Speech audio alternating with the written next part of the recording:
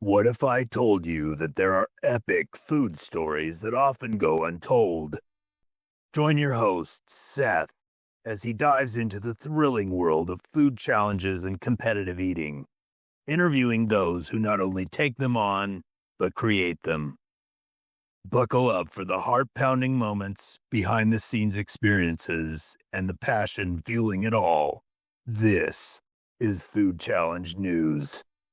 Welcome back to the Food Challenge News Podcast. I'm your host, Seth, and today I'm joined by Will Morse. How are you doing today, Will? Hey, pretty good. Just got back to my apartment from doing a Thai food challenge. It was about over a little bit over 8 pounds of food, and we had some pad Thai, some pad thai, and then some Thai rice, some appetizers that were like crab wontons, some chicken pot stickers, some spring rolls, and like, some calamari, and also a bowl of cow soy. And to drink, I had some of the Thai chai tea, which is super awesome and delicious. So basically I had this gigantic platter of just food aside from the cow soy. And yeah, just kind of weighed it out. And then the cow soy was like a little bit over a pound. So yeah, a little over 8 pounds. I haven't been training too much. So I was be able to eat about like 10 pounds, but right now I'm sitting around with like 8. So got to get back to work and stretch out the old stomach. But yeah, it was good. Just trying to get back into it after a little bit of a break. Had to lose weight and do some other things that were taking up some time. We're glad to be back to full on doing the challenges. And what was the name of the restaurant? Did you want to give them a shout out? It's pronounced Kanto Thai, but it's spelled Khantoke. It's over in Hillsboro, Oregon. But yeah, they opened up a month ago. So they had messaged me to see if I wanted to come in and try out a food challenge. And yeah, it's kind of how it started. So I actually went to they had a food truck before where they were also serving Thai food.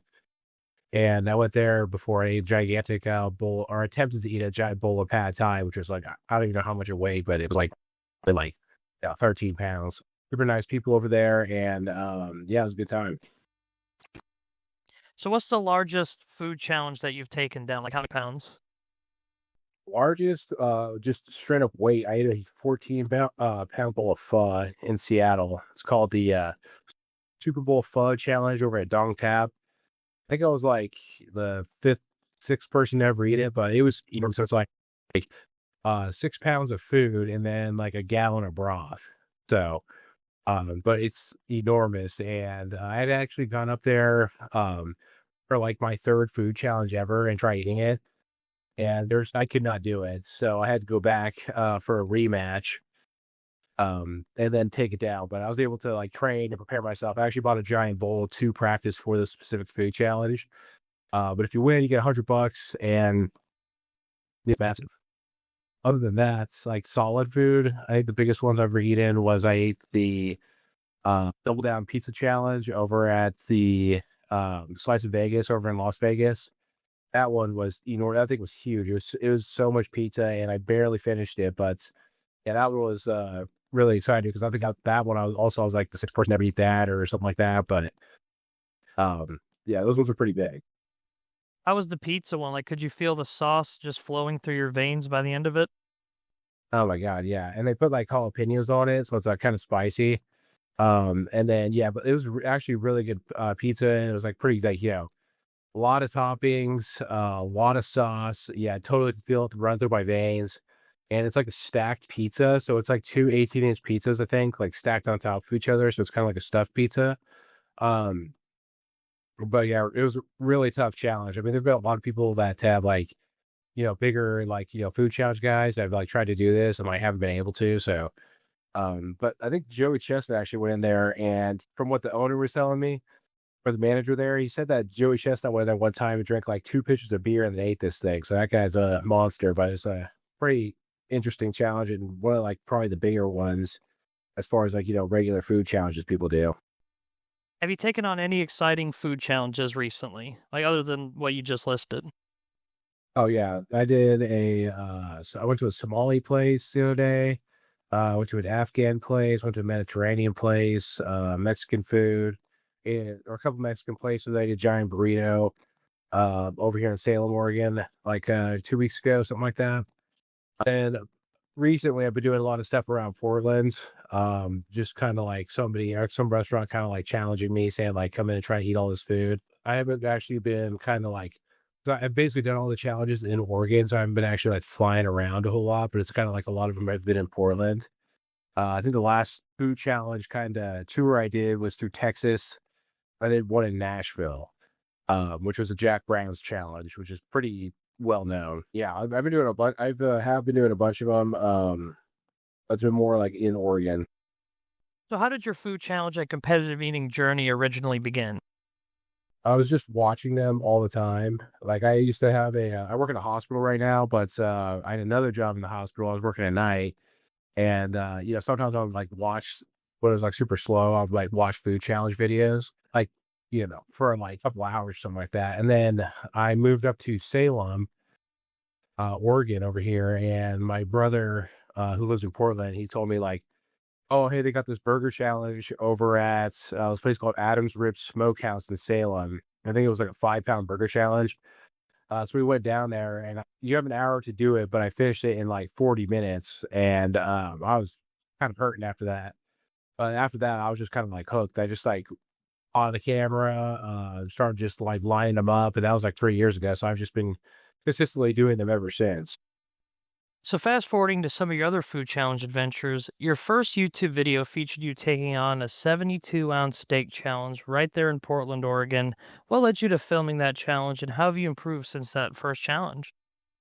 So yeah, that was the first. I think that was my second one I ever did, because the first one I didn't actually film it.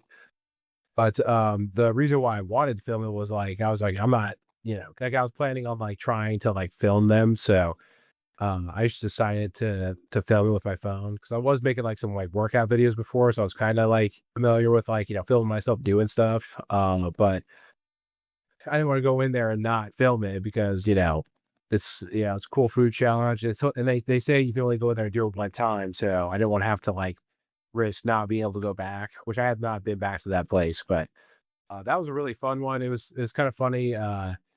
My brother, he actually had done that one with me, and he had asked for his steak like medium rare, and they bring it out, and the thing was like 2 millimeters cooked on the outside. The rest of it just looked like totally raw. He ended up actually eating it, but it was a pretty big, massive steak. There's a lot of fails on that one, and it's pretty famous like around Oregon and stuff like that. How'd you feel when you completed it? I felt pretty good. I didn't feel too bad. I definitely went home and like laid on my side, but at that time I could probably only eat like, around 5 pounds of food, which was like what this challenge was. So I was I felt okay, but I was kind of hurting, but it was good. I mean, everything tasted good. All the sides were good. The steak was great. Everybody's cool in the restaurant. So it was a cool time. And yeah, you got a t-shirt that said, I ate the whole thing, which is kind of hilarious. So I'll wear that one around sometimes. So I was actually wearing that thing the other day, and some guy was like, "Oh my God, you ate that steak?" So, but yeah, it was a good food challenge. The steak one is like one of my favorite ones because it's just like cool to watch. It actually tastes good, and then yeah, it's just a cool challenge. So, what's been your most difficult challenge to date, and how did you fight back? The most difficult one was that I've completed. Was probably that double down pizza. I think the most difficult one that I tried where I did not complete it was that Godzilla challenge in Las Vegas that was going around. It was like that quesadilla. You finish it in like 35 minutes, you get $1,000.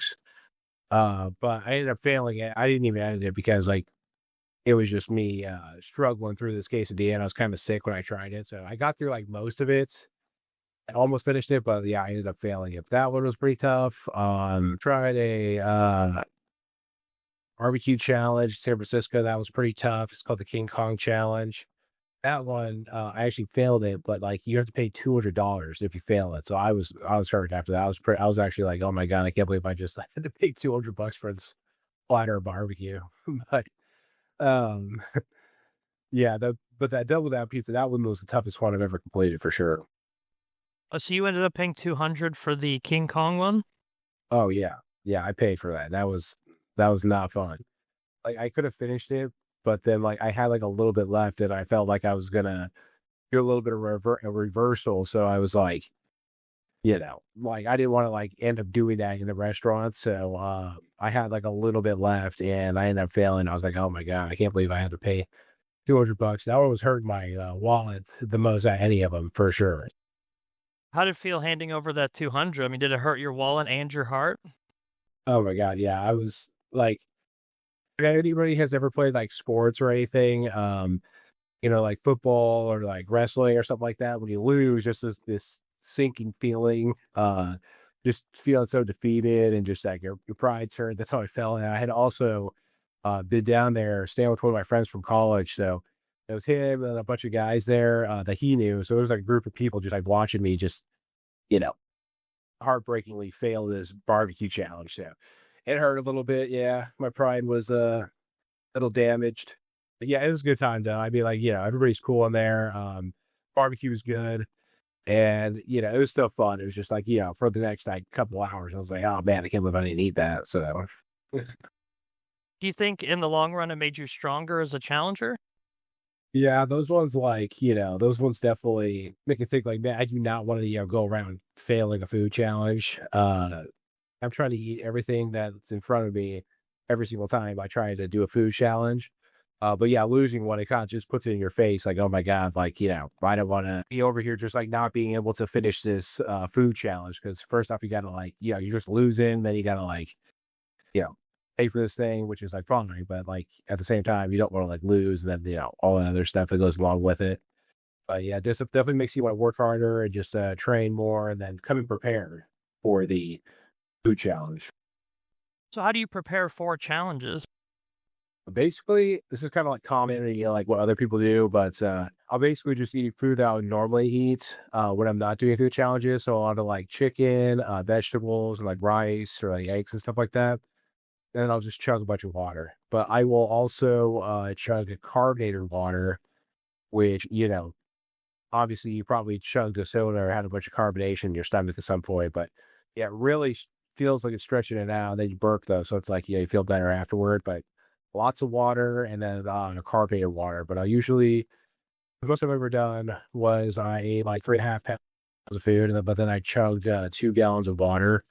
But normally it would be like, I'll eat like 4 pounds of food, something like that, and then I'll chug a gallon of water, and then I will chug or attempt to chug a 2 liter bottle of carbonated water. And moving on to hobbies and behind the scenes, what are some hobbies that you enjoy when you aren't eating big? I really like just working out. I thought like this fighting game is called Tekken. A lot of that, like fishing. But mainly, it's just been working out and then a lot of just like working and then, doing stuff that, everybody else has to do. And then, yeah, just kind of editing the videos. So then, me and my girlfriend will go out and do stuff sometimes. But I really haven't had a ton of time to do things other than just like working out and then like doing the food challenges all the time. Would you like to share any of your workout routines for anybody interested? Oh yeah. So basically what I'll do is I'll like supersets. So every single time that I go to work out, I'll basically work out like opposite muscle groups. So like on a chest day, I'll do like a primary kind of chest exercise or like flat bench, but then I'll superset it with like dumbbell shrugs. And then like, an arm day, I'll do like biceps and then superset with the tricep exercise and just a lot of stuff like that. And then I'll usually pick one strength exercise. So like on the leg day, I'll do like heavy deadlifts, and then I will kind of go over to more isolated movements that would be more like bodybuilding style, muscle growth type things. And after all that time working out, do you have a go-to cheat meal? If I'm in my apartment, or probably gonna be a peanut butter and jelly, just total, just eating as many as I can, and probably going and getting some like all you can eat sushi. That was a good one. Fogo de Chao, Brazilian steakhouse. Have you ever been there? Really good. If anybody has not been to Brazilian steakhouse, you probably should go. It's unlimited. Um, it's like just Brazilian styled kind of barbecue, but it's a churrasco style. And yeah, they just come around with a big old spike of meat. You stick out some tongs, you grab the meat, they cut it off, they put it right on the plate. It is super awesome. So that place is probably my favorite one of my favorite places to go and just, have a cheat meal. Yeah, sounds like a tasty good time. Oh my God. Yeah. It's so good. They bring around like this cheese. Also, they have like a salad bar, which is not actually a bunch of salad. It's like there's a lot of like salmon and then like fruit and then like a lot of other like meat type options. It's really good. So is it fair to say you're passionate about that place? Oh yeah. I love that place. I've actually made a couple videos in there just like seeing how much I could eat of it. They were super cool over there. I think that I went in there and ate like about like 7.5 pounds of just meat. And that one is like kind of hard to like, I probably could have eaten more, but it's like taking a longer time. Also, I was there with like other people. So, um, yeah, yeah, it's a good time. I love going to that place. I've probably been there like 10 times. So, the only thing about it though, it's like kind of expensive for an all you can eat. So it's like, I think it's somewhere around like $70 or something like that.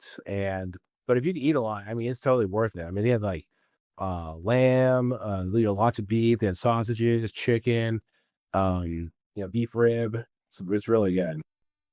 So what do friends and family think of your food adventures? Family, they're kind of like, they like it. My parents actually came to this place I just went to today.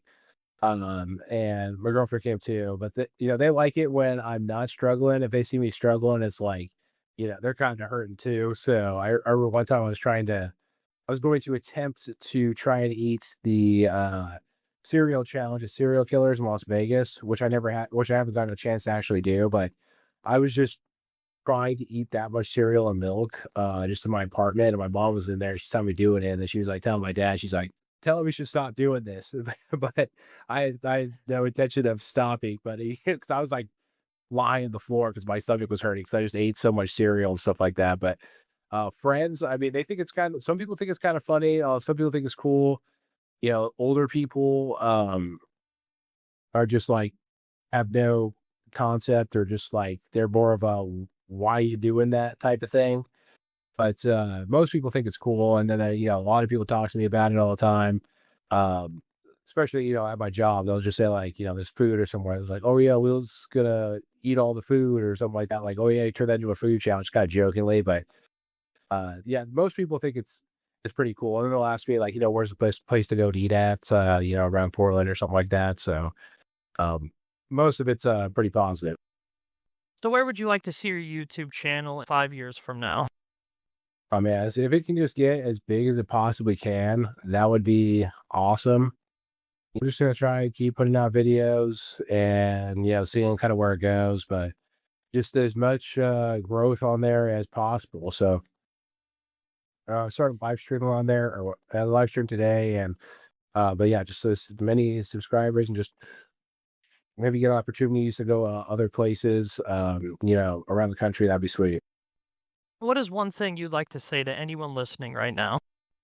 Hey, if you like food challenges, go on check out the YouTube channel, the Instagram, TikTok. I probably would not, try do anything dangerous. You want to try them yourself. So if doing something like chugging water or something, put some electrolytes in there. But yeah, I really love doing food challenges. Really good time. Everything about it is super fun. Yeah, I just hope you like as far as like my stuff. Hope you like everything I'm putting out as far as the live streams, the TikToks, the Instagrams, the YouTube videos. It's all really fun to me. I enjoy making them, and everything about it is just really awesome.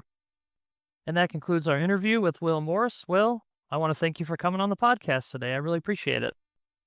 Hey, thanks for having me on, man. That was fun. We'll have all of Will's links in the description below. And thanks for listening, everyone, as always. And we'll see you in the next episode.